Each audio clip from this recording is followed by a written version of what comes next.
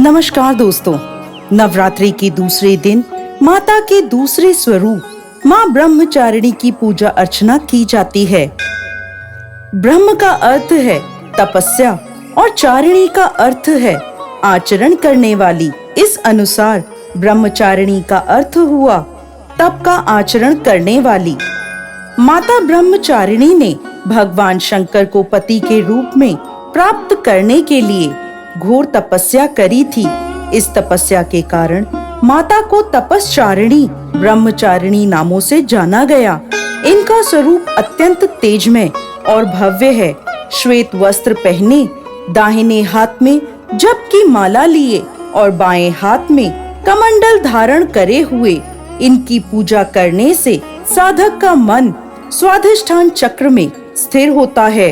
अपने पिता दक्ष प्रजापति द्वारा किए गए भोलेनाथ के अपमान से क्रोध में आकर योगाग्नि में भस्म होने के बाद माता सती ने पर्वतराज हिमालय के घर पुत्री के रूप में जन्म लिया।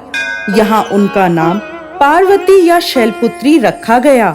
जब पार्वती बड़ी हुई, ब्रह्मा जी के मानस पुत्र देवर्षि नारद ने उन्हें दर्शन दिए और उन्होंने पार्वती जी को बताया कि यदि वह तपस्या की राह पर चलें तो अपने पूर्व जन्म के पति भगवान भोलेनाथ को वो पति के रूप में प्राप्त कर सकती हैं।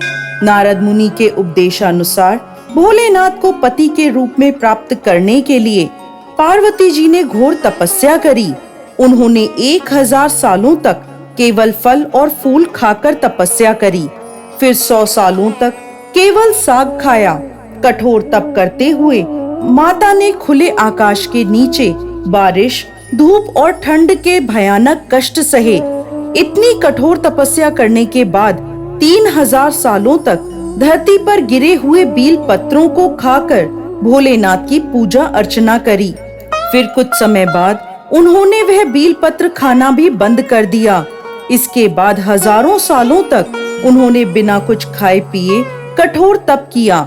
इस तपस्या के कारण देवी का शरीर दुबला पतला और शीर्ण हो गया।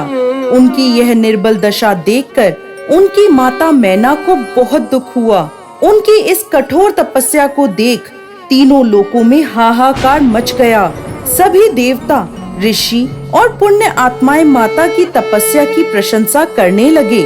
अंत में देवी के तप से प्रसन्न होकर ब्रह्मा जी उनके समक्ष प्रकट हुए और उनसे पूछने लगे, हे देवी, आज तक किसी ने भी इतनी कठोर तपस्या नहीं करी।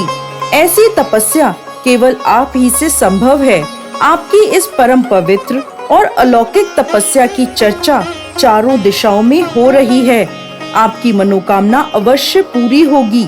आपका विवाह भगवान शिव शंकर से ही होगा और वही आपको पति रूप में प्राप्त होंगे। अब आप इस तपस्या को खत्म करें और अपने घर लौट जाएं। आपके पिता आपको लेने आ रहे हैं। इसके बाद माता ने तपस्या खत्म करी और अपने पिता के साथ अपने घर लौट आईं। और कुछ समय बाद भोलेनाथ ने माता पार्वती को अपनी पत्नी के रूप में स्वीकार किया। लंबे समय तक कठोर तप करने के कारण ब्रह्मा जी ने माता पार्वती को नाम दिया ब्रह्मचारिणी। इस दिन विधि विधान से माँ ब्रह्मचारिणी की पूजा अर्चना करने से सभी मनोकामनाएं पूरी होती हैं और विशेष फल की प्राप्ति होती है। इनकी पूजा अर्चना से त्याग, संयम और सदाचार जैसे गुणों की प्राप्ति होती है। माँ ब्रह्मचारिणी की पूजा अर्चना से व्यक्ति को धैर्य प्राप्त होता है और विजय की प्राप्ति होती है।